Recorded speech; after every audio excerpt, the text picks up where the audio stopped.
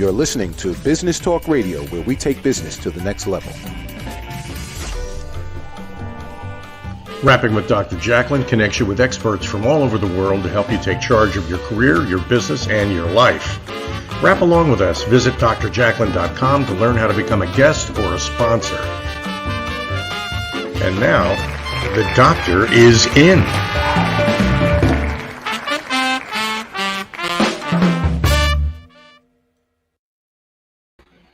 Hello and happy Wednesday. Welcome to Rapping with Dr. Jacalyn, the business talk show live here on Business Talk Radio and social media.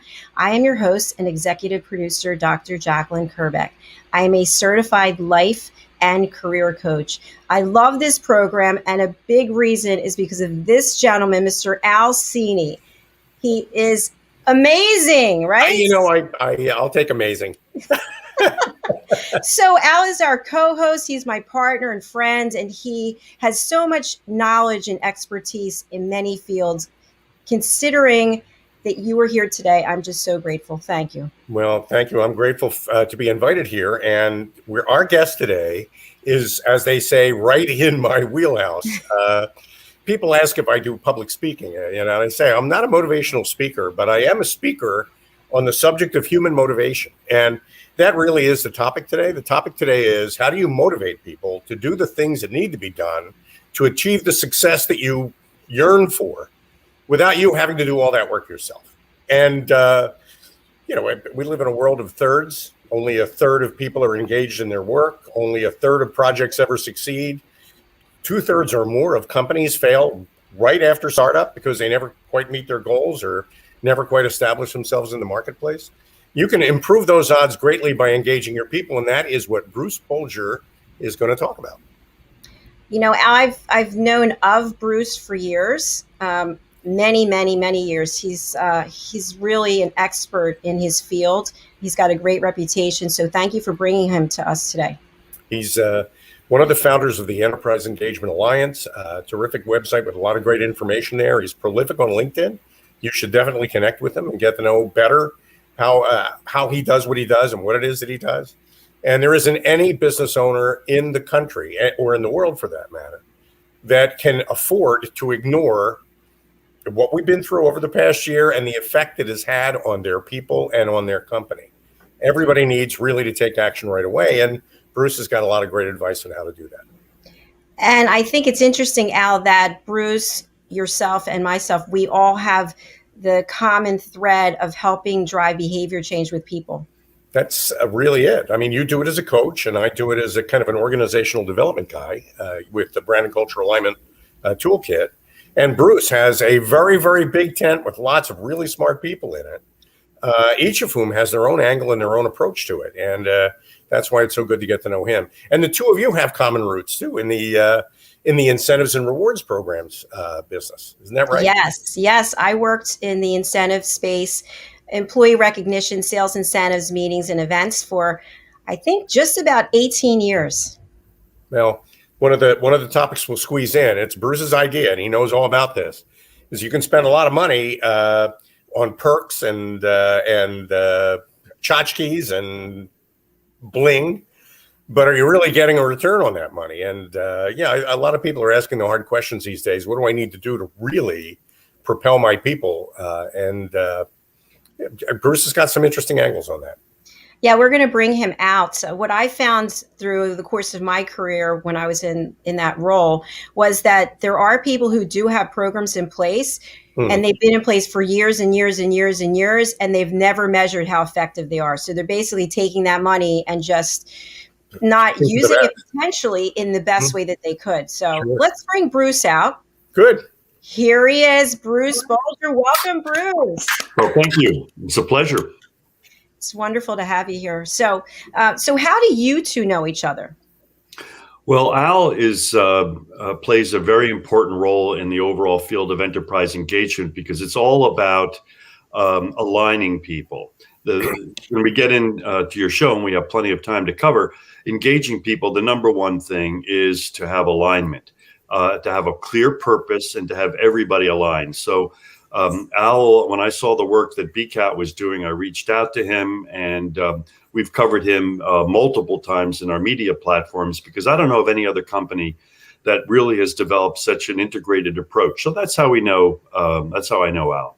Yeah, it's great meeting him. We've known each other for a couple of years, and it's been a mutual education experience, because I've learned a lot from Bruce too, and he's got a lot of connections in this field too. And have you found, because I know I have during the pandemic, it's such an incredible time to make new connections and support each other. So I love the fact that this was already happening before this, but I found that even during this time, you were able to collaborate with people whom you may never have met before, and then do work that you didn't even dream of doing together. You know, a lot of people say this all the time, but much good is going to come out of the pandemic. On a spiritual level, for families and individuals, look at all the people moving and changing their lives. That's not, Jacalyn, I think that's part of your other work. But from an organizational standpoint, what happened was the CEOs and CFOs all of a sudden woke up to a world without people. Well, wait a minute. What are I have my 20% of my balance sheet is tangible assets. 80% of it is intangible assets. Well, all of a sudden, without people, my business was meaningless. And all of a sudden, my tangible assets are meaningless. So I think the pandemic is speeding up something that was already beginning to occur well before it. And that is that a recognition that people are the last bastion of value creation. And that we as capitalists have done a very poor job of really profiting from people. We've extracted wealth from people. We've not been good about growing the pie through people. You know, I'm so glad you put it exactly that way, Bruce, because it is a lot of the traditional disciplines for business are Six Sigma type disciplines, where we're looking to figure out how many slices we can get out of a pie. But the real goal ultimately is to grow the pie so that there's more in it for everybody. And you can't do that. Even before COVID, people were beginning to wake up to this. And that's why I'm so glad you brought that up too. Explain to everybody out there what stakeholder capitalism is. Well, stakeholder capitalism, the buzzword, I think, was developed in the early 60s or 70s by Klaus Schwab of the World Economic Forum. And of course, many people have heard of that organization as the sponsors of Davos each year. I think you can safely say it's the in crowd of business management. And but the term really didn't take off until 2 years ago, when the Business Roundtable, which is, again, a highly prestigious organization of the world's largest multinationals, changed the charter of a business to focus on all stakeholders rather than just on shareholders. And so they created they started using the term stakeholder capitalism. And we define stakeholder capitalism, and there is no official definition. And the definition is actually very important. So our organization, published in Google, thankfully, shows up right up when you search for stakeholder capitalism.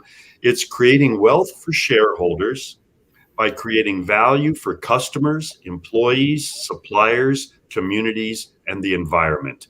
So it's not about taking money from stakeholders to give to other from shareholders, I should say, to give to other stakeholders. Stakeholder capitalism is about growing the pie to create a virtuous circle of sustainable profitability and prosperity that adds value to people's lives rather than extracting value from them. There is so much power in that. And key to what you're talking about, Bruce, is that it's got to be a systematic approach. This is not a kumbaya opportunity, really. And it's not, even though what we're doing is talking about motivating human beings, there can be, organizations can adopt a systematic approach to accomplishing that. Correct. In fact, the reason employee engagement scores haven't gone up in the last 10 years that Gallup has tracked them, despite billions spent in assessment, coaching, leadership training. You know, companies hire Tony Robbins to come in or other famous people, but nothing changes. People just go back to their desks and it's the same old job. So what we've learned from ISO quality management standards that transformed quality management in the last century is that what's required is a CEO-led strategic and systematic approach that addresses the levers of all the engagement levers and aligns people, your term, to fulfill the purpose and goals of an organization. Where does that usually look? Is that an HR thing, Bruce? Well, it should be, and I think it's the biggest opportunity for the HR field in a generation, but it doesn't right now. For the most part, HR people really fall into two buckets: compliance or the warm and fuzzies, and the real opportunity for HR when the profession wakes up to it, and I believe it will, is that they have to understand that HR is a business and that it's an investment with an ROI. And right now, when CFOs and CEOs think about HR, oh boy, what bright, shiny object are they bringing to me now? What do they want me to spend money on?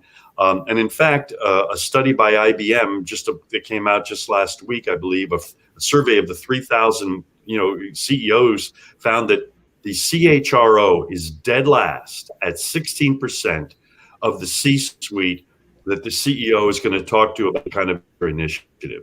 So HR has a long way to go. It's really the CFO and the CEO right now. And at all companies that are run this way, Alan, Jacalyn, it's always because the CEO believes in it. The CEO of Southwest Airlines originally, Herb Kelleher, he's passed on now, but he was a firm believer in that. The Wegmans family, for the Wegmans grocery store chain, that's a company really committed to this. Hubert Joly of Best Buy, he's now retired, but he believed in it. So without the CEO support, it ain't going to happen. So that's really fascinating, because for some period of time when I was in corporate America, HR was largely ignored in a lot of ways. And then they got this fancy title, Chief Human Relationships Officer, CHRO. And so what you're saying is that even though they have the title that would put them in that C-suite, the CEO is not actually looking to them for input? Well, that's what the IBM study found in a survey of 3,000 CEOs, and that's kind of what my personal experience is. Now, they get input. They get input into, obviously, compliance issues, reporting issues to a degree, although some of the very earliest human capital reporting that's now required by the SEC appears to have been written largely by the legal teams, not by HR. So HR is sidelined because they're viewed as a cost center, not as a profit center. And the question to ask, when a CHRO has real power, when the company is sitting down and they're looking at their balance sheet and their cash and they're going, what are we going to invest money in this year? And the people at the table of where we're going to invest money are the people that have the real say.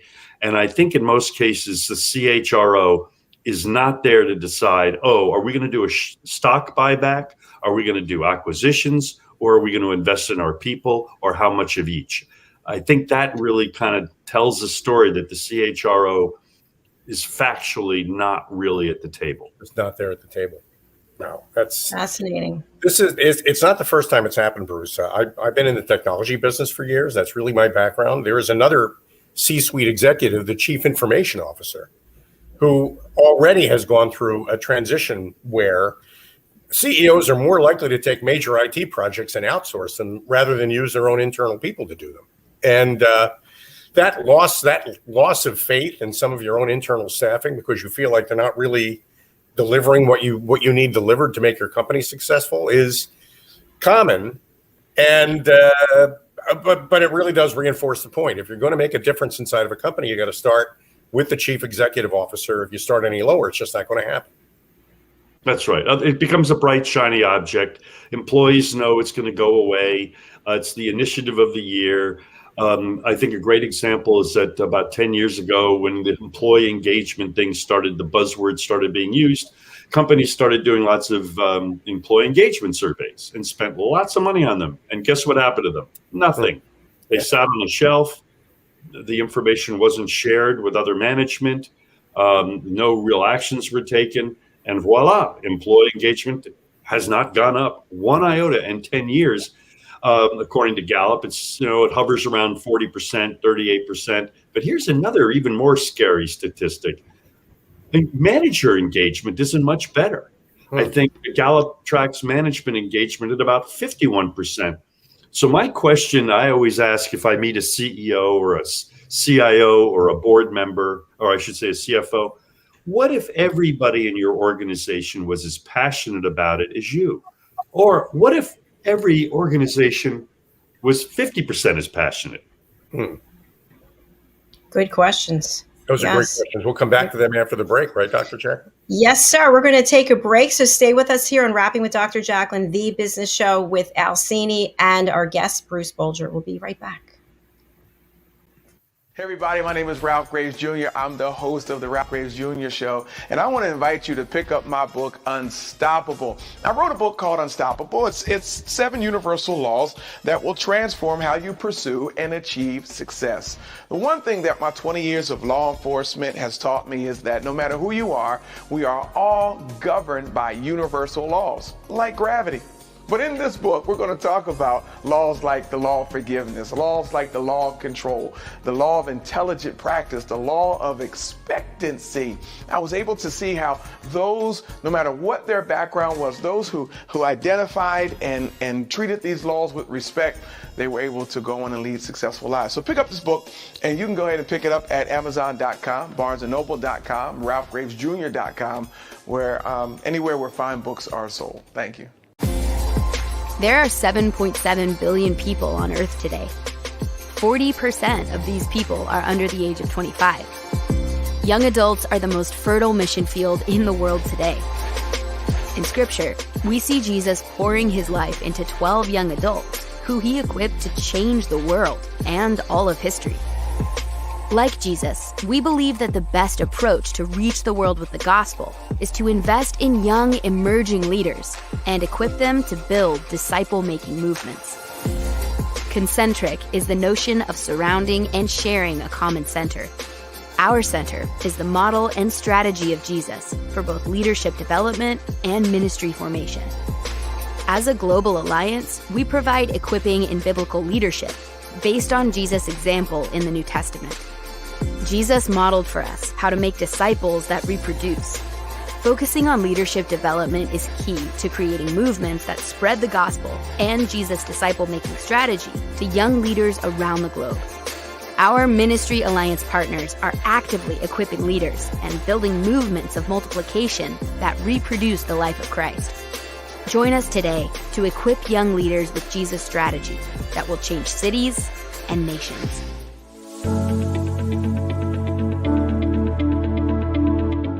The session that we had with BCAT was really entertaining and enlightening. We were able to put together some very specific steps that we as individuals can take, and it was really fun to all come together and see sort of where we're going as a team and how we can all get there together.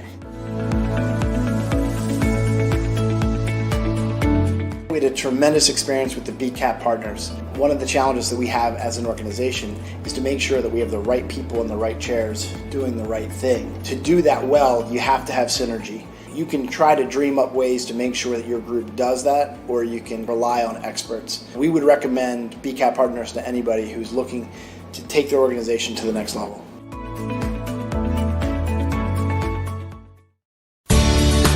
Academy Sedan and Limo is a full-service transportation company serving the Philadelphia metropolitan area with full knowledge of the New York City, Baltimore, and Washington, D.C. areas. We pride ourselves on being the most dependable, conscientious company in the industry. Our always on-time service and dependable pricing make us the company to call for any event or occasion. Our vehicles can accommodate any size party for any occasion. Our vehicles range from four-door sedans to SUVs to minivans to limo buses to full-size tour buses and can accommodate groups of 2 to 100. We offer airport shuttle service or over-the-road service without limitation regarding mileage or time, and no drive is too long or too far. So if you find yourself in need of transportation of any type with any vehicle, give us a call at 610-842-4564 and let us show you what a real transportation company can do for you. Use code ACADEMY2020 to receive 20% off your first 3 rides, including parking and tolls.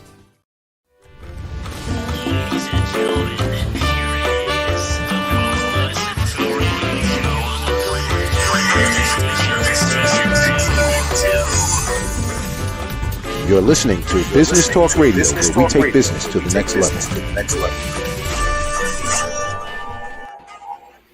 Welcome back to Rapping with Dr. Jacalyn. My name is Al Cini, and it's always a pleasure, Dr. Jacalyn, to join you in these interviews. Well, the pleasure is mine. We learned so much, and you brought us a great guest today. As I mentioned at the top of the hour, that Bruce has been someone I've heard so much about after years and years of being in the incentive and recognition industry. So thank you for being here, Bruce. Well, it's my pleasure, Jacalyn. All right. We started a great conversation in the first segment. We're going to continue it here. All right, Bruce, we've known each other for a while now. The real challenge of engagement is motivating people to do things. I mean, that really is the ultimate goal, getting people out of their silos, engaging them in the work the company does, bringing their whole selves to work and not just a part of their job that earns a paycheck. How do you do that? How do you accomplish that? Well, there's actually a lot of science around that, but it's very simple, really. We have to look at people as a whole being, right? We're not just hamsters in a cage. We're complex beings. So generally, they have to have first a sense of purpose, that there's meaning. What am I doing? And whether you're a janitor or you're a top salesperson, what is your role in the organization? And task value is very much related to that. How is my job meaningful? And I heard a great story I think 60 Minutes did a story of a janitor in Texas who got a big award because over his 50 years at that high school, he had helped so many kids get off of drugs. He just turned out to be a coach. So, you have to have task value and you have to have purpose. Then you have to know, what are you supposed to do? What information do I need? And that's not just training. That's what is this, what's going on in this company? What are our problems? What are our challenges? What are our goals? Then you need to have training. You need to have you have to have effective training that teaches you the skills you need to fulfill the purpose of the organization and to do what you're going to contribute to that organization. And then a sense of support is critical. And a sense of fun. So this is where rewards and recognition come into play. Hey, you did a great job. A pat on the back after a while begins to, all right, I've had enough pats on the back. So a tangible, thoughtful gift or reward that's clearly understood is important. And then another important thing is collaboration and innovation. People thrive when they feel, and this gives them a sense of meaning and purpose, if they can innovate, so having a system for every employee can make suggestions and be rewarded if those suggestions are implemented, small to large. Diversity inclusion is highly motivational. Those of you who live in big cities, what do you enjoy most? It's the diversity. Diversity is fun.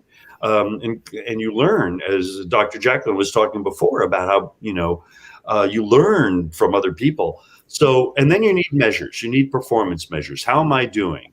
So it's a strategic and systematic approach that touches all the levers of engagement with clear metrics.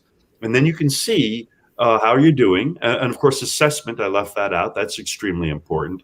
So then you can see how you're doing against your metrics and make adjustments along the way. Wow. How do you do that, Bruce? How do you do that at EEA? How do you help companies accomplish those goals? Well, we publish 2 books, one for CEOs, which can be read in about an hour. CEOs are busy. We have a workbook, 230 pages or more for the expert. And we have some readers who have sent us pictures of their dog-eared copies that show all the different, because you have to be a jack of all trades. If you are engaging people, you have to understand a little bit about learning, communications, rewards, innovation, diversity, human capital analytics, engagement technology. In fact, Al, to answer your question, I think the biggest change that's going to happen in the next 3 years is the digitalization of the workplace. We've digitalized sales and marketing through CRM, customer relationship management, but we have not effectively digitalized the workforce experience. And this was happening even before COVID, but of course, for reasons that Dr. Jacalyn referred to before, it's being accelerated because of COVID. And so I think we're going to see an era of CRM for every employee. In other words, every employee will have an app on their phone, and that through their phone, they'll be able to get all the information on their company, the latest news, a quick video from the president with the quarterly report, tests, quizzes, surveys, coaching opportunities, social recognition, rewards and recognition, innovation, diversity and inclusion, all loyalty, all of these different types of functionality related to engagement can now be integrated into a smartphone device. And then that'll spit out all of the analytics that companies need to better run their business. And also they're going to need for human capital reports, because public companies now have to disclose how they treat people in the United States. Large companies have to do that in the European Union. And now more and more companies are publishing corporate responsibility reports, which explain how they treat people in order to engage their stakeholders. So we're moving from a nice to have to a need to have. And that's going to be the final push to turn people into a profit center from a cost center. Wow.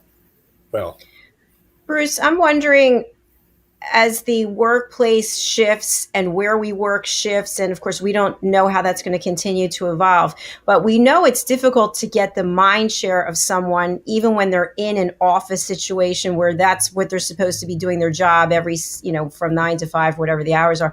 How can people drive engagement when people are working from wherever, right? People can be anywhere working right now. How do we get that engagement? Well, it's funny. We all think about offices being, a better place to engage people. When my kids were watching The Office, when they were, living at home, I used to warn them that's all true. The Office is completely true. I'm not even kidding. I've seen every single thing on that television show in actual business practice. And you can see from my age, I've seen a few things. The way you start with purpose first and foremost, Jacalyn. When employees really have a sense of purpose and task value, and they know how they contribute, and they see how they can benefit from their success, you really want to have self-actualization. You don't want to. In fact, I don't even use the word motivate anymore, because motivate implies that I'm motivating you. No, we want to inspire you. We want to engage you. And we do that by creating a sense of purpose, task value, meaning, and then we equip you. We provide you with rewards. We make it fun. We create a community where people can share and get to know each other. The really sad thing, and I can't believe that our society accepts this, is that well over 50% of people go to bed Sunday night depressed or sad or anxious. And as a CEO, when I had organizations with a bunch of people working for me, the thought of having people depressed on the night before Monday was disturbing to me. And so what we tried to do was create a sense of community where they came to see their friends. They had a common mission. They knew how they could contribute. And you're never going to get 100% engagement from employees. But, when employee ownership can help as well. But even then, there's no such thing as 100%, but if we can get our employees 70% as engaged as our CEO is, we can really move the needle, and there's research to prove it. It's, as you were talking, Bruce, I was thinking more than 50 years ago, we put 2 people on the moon, about as far away from headquarters as you can possibly put them. Communications were nowhere near as good then as they are today. Somehow, those people were so engaged in their work that without being micromanaged on a moment-by-moment basis, they were able to accomplish what they needed to accomplish, and the distance doesn't matter. Engagement is not a function of distance. Distance has nothing to do with engagement. People to have a positive, constructive relationship with somebody, they don't need to be in the room with you.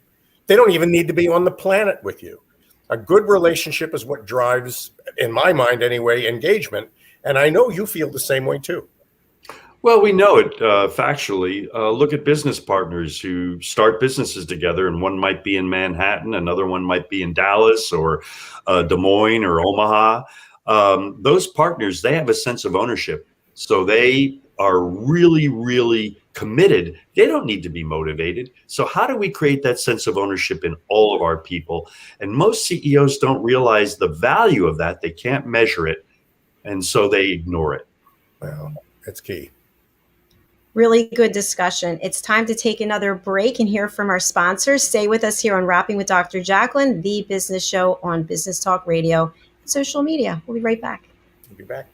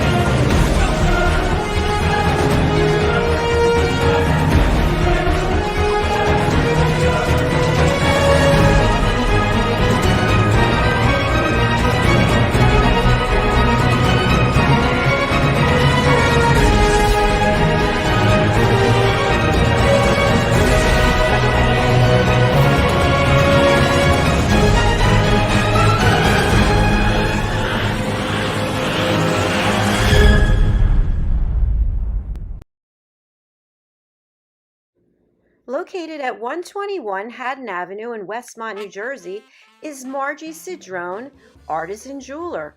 Margie's been in business for more than 30 years. She works with her clients to create custom pieces of jewelry to reflect their personality and help them make their own bold statement. Starting in the renowned Jewelers Row in Center City, Philadelphia in 1988, Margie works directly with her clients to develop one-of-a-kind pieces such as necklaces, engagement rings, wedding bands, unique watches and tennis bracelets, as well as a myriad of rings and earrings for everyone in your family.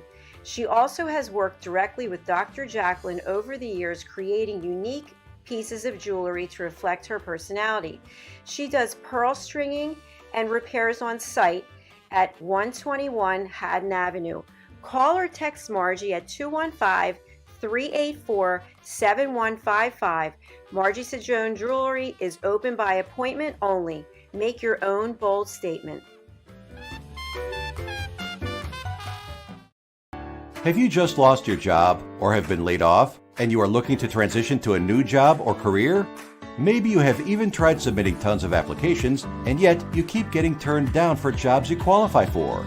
Don't wait until you become overwhelmed with rejections when you can easily transition or get your dream job. Let MJW Careers guide you to the right career path and a better, brighter future. At MJW Careers, we know what hiring managers are looking for, and our goal is to land you the job you deserve. What makes MJW Careers a wonderful provider over other services is our pragmatic and scientific approach to resume writing. There are rules, there are visual cues, there are content best practices. We understand those and work within the boundaries to ensure our clients' messaging appeals to the decision makers. Our career consultants will help you transition into new roles quickly and effectively. With our experience in virtually every industry, we will provide direction in the frustrating job market by helping you write a customized, professional resume and prepare you for your interview as well. Join the great number of people we have helped scale up to greater things in their careers. Let us help you on your career journey. Come visit us, www.jobstickers.com, to learn more and grab a free resume review or ebook.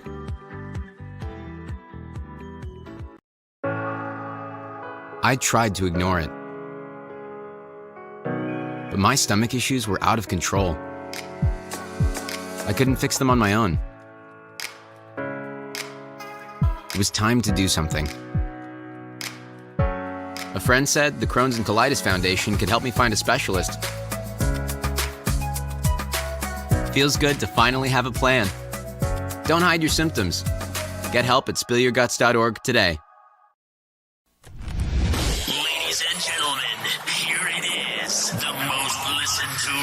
Show on the planet. Even the other stations are tuned in too. You're listening to Business Talk Radio, where we take business to the next level.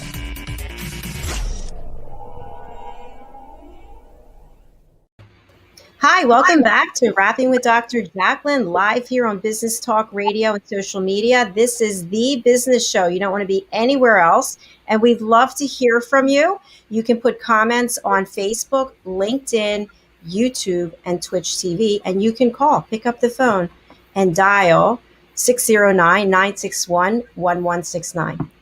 Over to you, Al. Listen, Bruce, we can talk about this all day, and I wish we had all day to talk about it. I do want to make a point for people that are watching the program. First of all, your website is enterpriseengagement.org. Enterprise engagement, all one word, for people listening on the radio. I want to make sure that they hear that and they know they can go. Ton of information there. And you'll get to tell us more about your organization, too, toward the end of the program. But the second thing I want to point out is that enterprise engagement is more than just employees. It is the people in your supply chain, consultants, contractors, everybody who works with you on your purpose, whatever that purpose is that you feel your organization serves. So I have that right? That's the big distinguishing factor of enterprise engagement. And frankly, that's the big challenge, because most organizations are not built for alignment. And I don't have to tell that to Al Cini. Organizations are terribly siloed. And historically, there's a reason capitalism is a direct evolution from feudalism. And people joke about it, but it's really quite true. If you study history, companies are like fiefdoms. They're little kingdoms, and they've got their CEO, and he or she is the king or queen. And then you've got the dukes, and you've got the barons, and you've got, in many cases, I hate to say it, you've got the serfs. And that's really where capitalism has evolved from. And it's a silly system because we're all on the same team. But how many of you have worked for a company where one of the things, if you're in management, that makes you depressed on Sunday night are the battles you're going to be fighting that week? Who's going to stab your back? Who's going to steal your idea? Who's going to thwart your effort to accomplish something? It's generally going to be one of your colleagues in the fiefdom. So alignment, Al, and this is, again, one of the reasons I was attracted to your business when I first saw it. It's the core. You cannot be efficient without alignment. No. Dr. Jacalyn, you've worked in corporations? Yes. I'm trying to think how to tee this up. So when you think about Sunday night dread and Monday, why is that usually? So in a sales organization, it's because you're going to have the Monday morning sales call, right? Where are you with your numbers? Let's look at the CRM. Let's show everybody, where you are. And you talked before, Bruce, about a sense of community and giving people the ability to be involved and have a sense of purpose. So how can organizations, CEOs on down, how can they change the way things have been, those Monday morning calls or the review of the Salesforce.com? What can they do to get their people more excited and pumped up so when they go to sleep on Sunday, they're like, yes, I can't wait for Monday? Well, you know what? It's unfortunately the way most companies have done this in the past is they throw bright, shiny objects at things. Oh, let's try this. Maybe everybody would like to have a ping pong table in the lunchroom. Or, gee, let's try this new perquisite. Or we have this new employee engagement technology. No, it starts with a strategic and systematic commitment of the CEO. And if he or she has had an epiphany and realizes that they want to run their business that way, they have to start, in a sense, from scratch. Now, the good news is it doesn't cost money. It actually saves money, because most companies are wasting tons of money on stupid things that don't work. Incentive programs that reward the same 20% of people every time and that discourage the middle 60% because they know they'll never earn it. Or all the dumb safety programs that oftentimes promote underreporting rather than actually improving safety, or employee engagement assessment surveys that no one ever looks at.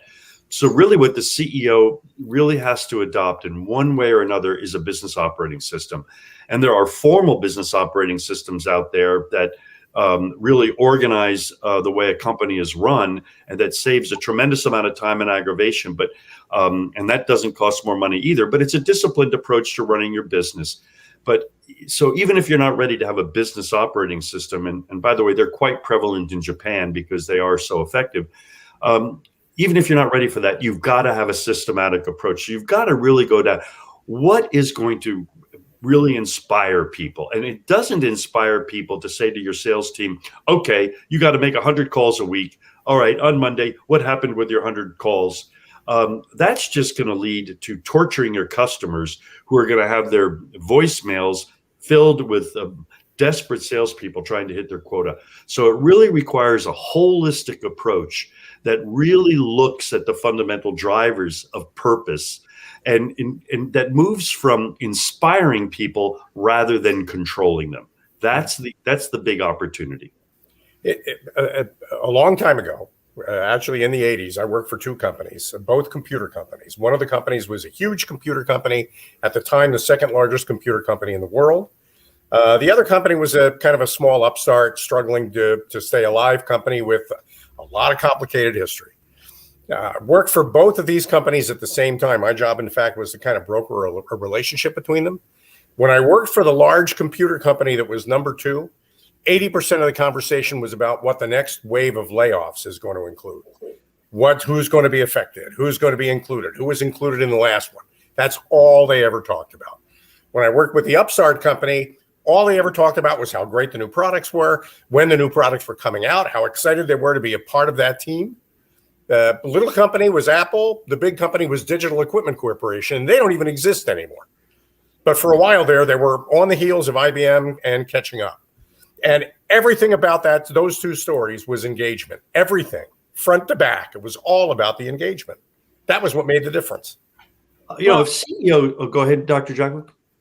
I was just going to say, I kind of feel like, and you were saying this, Bruce, it starts at the top. So if you have a CEO whose attitude is hands off, I'm in this office, don't bother coming in, I'm not going to walk the halls and get to know everyone, then that sets the tone that everybody in the organization isn't really as important. And Bruce, when you talked about incentive programs, for decades, there have been incentive programs that it was just to reward the same people who don't need the incentives, right? They're going to hit their goal anyway. So I think collectively, we have to look at everyone in the organization, give them a voice, give them the sense of community, and let them feel and know that their ideas are welcome, regardless of what department they're in.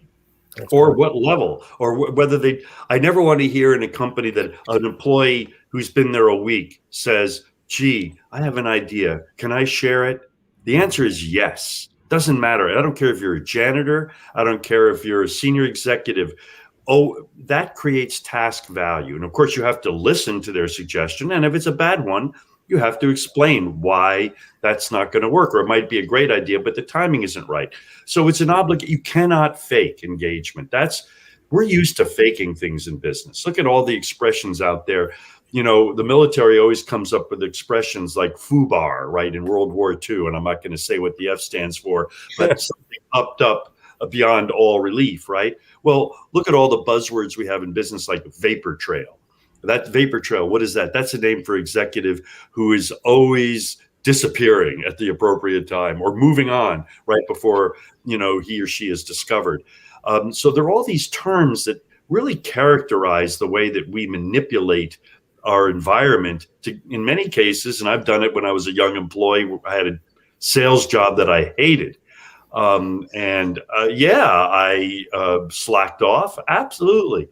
And I did everything I could to let them know I wasn't slacking off, and I left that job after a year out of sheer boredom. So, the fact is, you cannot fake engaging people, and it starts with purpose, but then you've got to do things like fun is also very important, but everything has to be strategic, even fun. Because, living in New York, I mean, if you go into of course, everything's different now, but back in the good old days before COVID, if you walked into a department store in Bloomingdale's on 59th Street, those employees might be having fun, laughing and giggling about whatever, but they're not necessarily helping you as a customer. So workplace experience, there's all this talking, a new buzzword is, experience, workplace experience. And my question is, so what? So what? Some of the World War II, how good was the workplace experience for those soldiers of ours who defeated the Nazis? It was not a fun workplace, okay? And some people do really tough jobs in oil fields. But if they have a sense of meaning, they're properly compensated, they have a sense of purpose, guess what? And if they like their colleagues, and have camaraderie with them, a Sunday night is not necessarily torture. Wow. I like that sense of purpose idea too. That's we can talk more about that and ROI and a couple of other topics we haven't gotten a chance to touch, but right after the break, I guess. Yeah, we're going to take a break, so stay with us. We'll be right back here on Business Talk Radio and social media. Thanks, Bruce. Hi, my name is Zane Carson Caruth, and I'm the author of this book, The World's First Tooth Fairy Ever.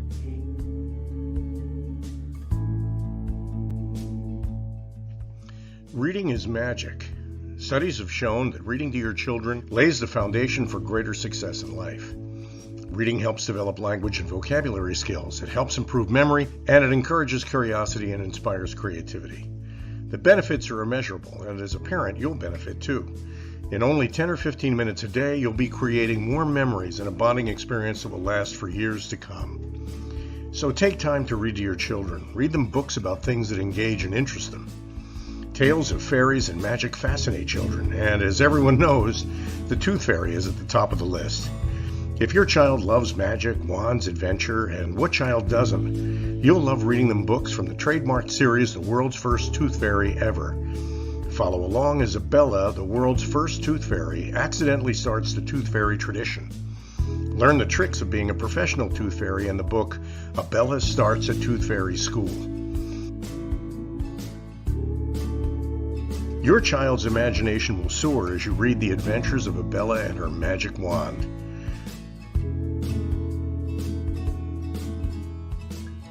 These wonderful books are available at worldsfirsttoothfairy.com and at Amazon, Barnes & Noble, and Walmart.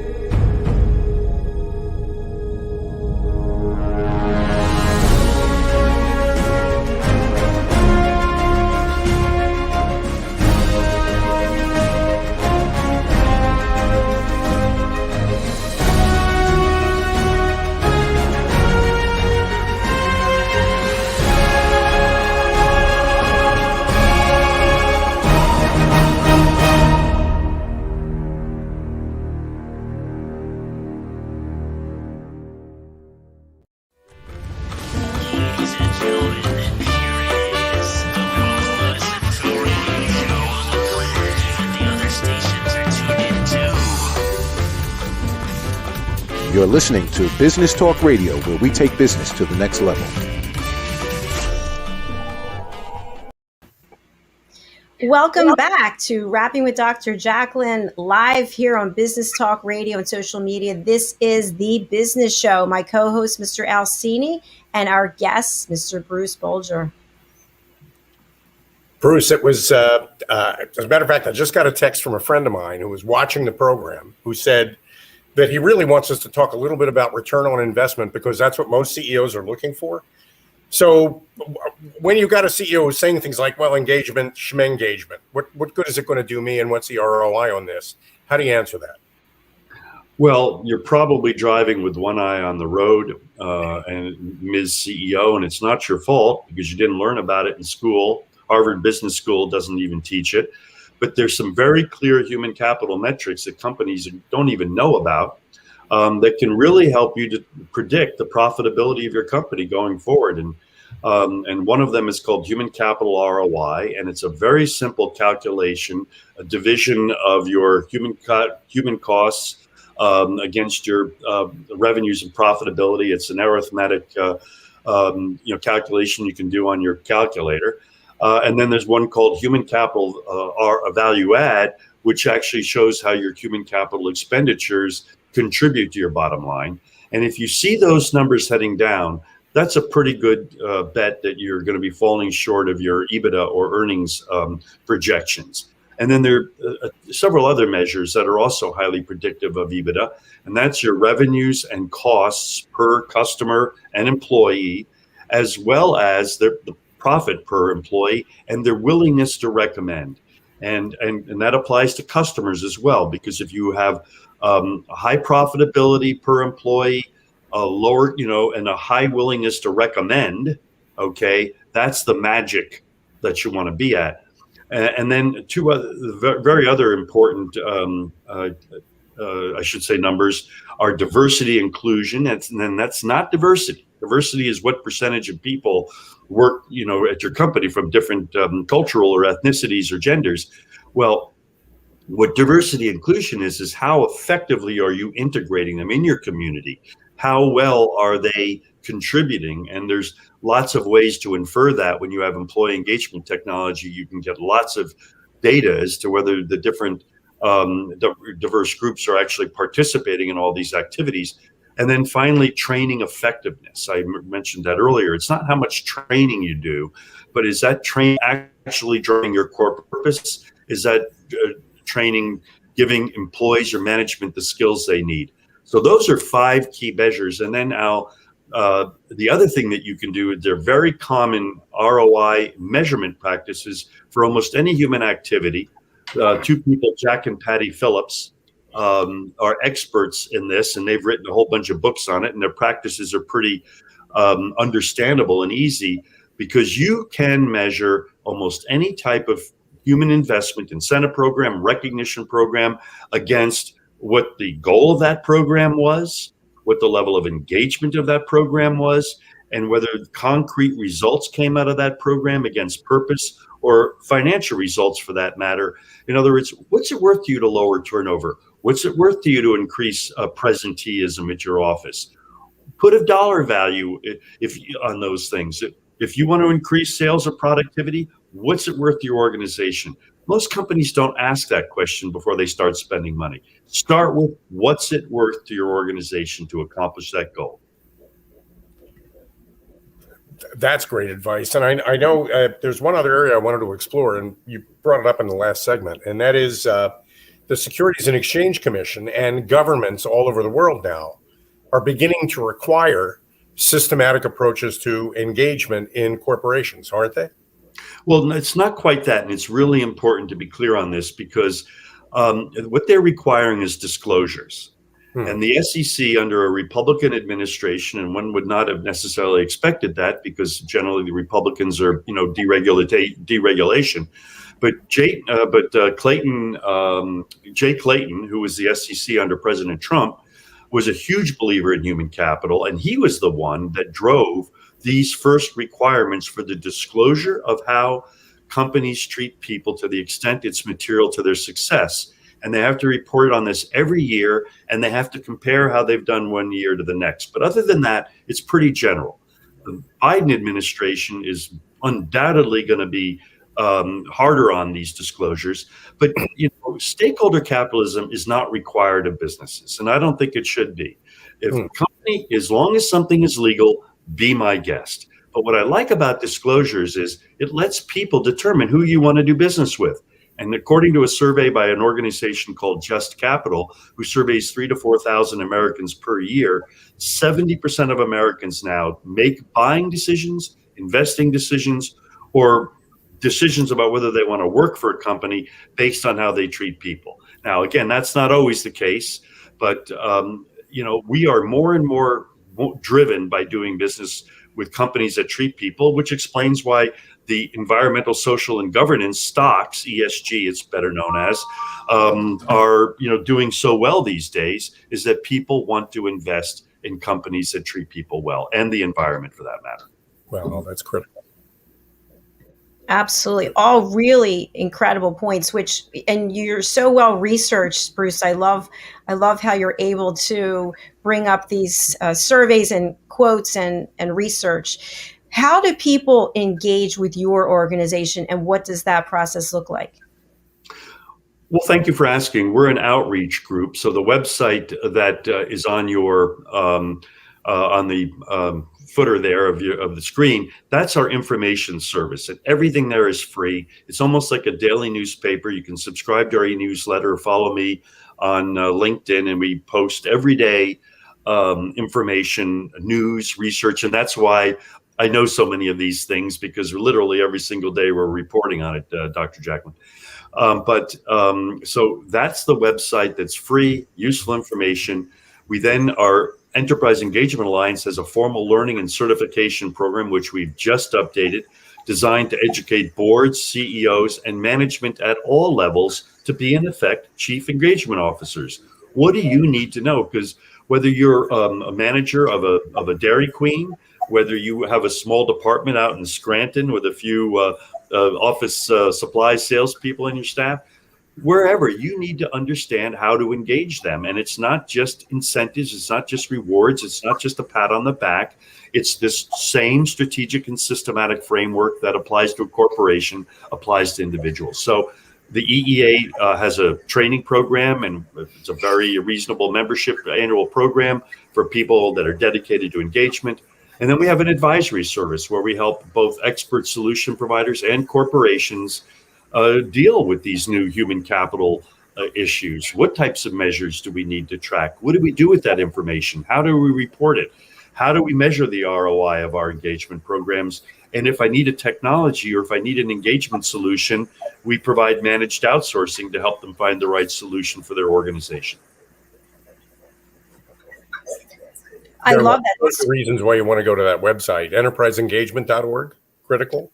So great work. And we can find you on LinkedIn. You said you're posting every day? Every day. I don't post about me. Nobody cares about me. We post features like we might announce that stakeholder capitalism is going to be on a show like yours. Yes, we'll do that.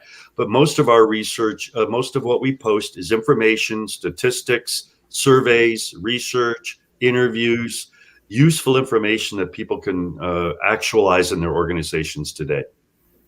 Bruce, what would you like to leave our audience with today? Well, most of you have probably not yet heard the term stakeholder capitalism, but you've heard it here. And I believe that we are undergoing a revolution as big as Marx's, except that ours is a little better because it's based on free enterprise, it's based on liberty, it's based on freedom, and it's based on self-actualization. But it's going to be as big as Marxism because it's actually going to work. And so, unfortunately, the things that make news today in this country is chaos, anger, dispute, disagreement. Well, guess what? Stakeholder capitalism is boring because it just makes sense. It's just better business. And whether you're on the left or on the right or in the middle, it's just a better way to do business. So it's boring because, Jacalyn, the problem is it just makes sense. It's just better business. And there's no excuse not to do it. Wow. Great way to close out the show, Bruce. Thank you so much. It's a great solution for the I hate my job problem, which most people suffer from. And I mean, it's a great way forward for every company. Thanks for sharing away, Bruce. Well, thank you. Bruce, it's been a pleasure having you on the show, and we'll look forward to having you back. If you'll wait for us backstage, we'll be right there. Great. Thank you so much, Dr. Jacalyn and Al, for having me on the show. Thank you. Well, my friend, another fabulous guest that you brought us today. It was a great conversation. I've had plenty of conversations like this with Bruce. He is absolutely 100% committed to what he says. He practices what he preaches. And he comes at it by way of the incentives and rewards business. So working with people to motivate people, it's something that's kind of part of his DNA. He's very passionate about it. And it's easy to get infected with this kind of positivity. So everybody ought to get out there and feel better about everything just by doing well by doing good things. Well, speaking of that, we really are excited about our platform, A Better You, lessons from the best coaches, consultants, and trusted advisors. We've got a show coming up at 4, Al. Can you share with our audience what A Better You platform is and why they should engage with it? Sure. A Better You is a place for people who help other people improve themselves to come and make a difference in the world, a significant difference in the world. So A Better You really is about getting the stories out there of coaches, consultants, and trusted advisors, people who work with individuals, people who work with companies, people who work in specific areas of advice like financial services or healthcare. Everybody really has in common their passion for making others better versions of themselves. And A Better You really is a place to collect all their lessons and give people an opportunity to go and learn how to become a better version of themselves by learning from these experts. Very well said. Thank you so much. It has been a pleasure being on the program with you today and also having Bruce here. We hope you will join us at 4 p.m. Eastern Time for A Better You. And our presenter today is the fabulous Swami Tirtha. That'll be a great program. It's definitely going to be a great program. Any last words for our audience today, Al? No, definitely. Just stay tuned to Dr. Jacalyn because you definitely want to meet. You want to meet the Swami. He's got a lot of great. He's funny, and he's great to talk to, and he's got a lot of great stories and a lot of wisdom to share. So you definitely want to stay tuned for that. He's also known as the Orange Cowboy. I know. I've seen him in his hat. Pretty so impressive. Come back and see us at 4 o'clock. We'll see you again. It's a wrap for today. Thanks, everybody. For nearly 2,000 severely injured veterans, everyday life has become filled with barriers. Day-to-day simple tasks can become pretty daunting. I have to carry my chair up 2 flights of steps or have somebody do it for me. What scares me the most is just the falling.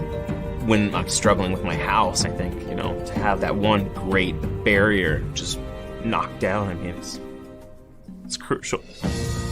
Home for Our Troops is a wonderful nonprofit that builds a mortgage-free, fully adaptive, handicap-accessible house. And there's no catch. It'll be our very first home that we've ever owned. This is a game changer. This is where your life begins again.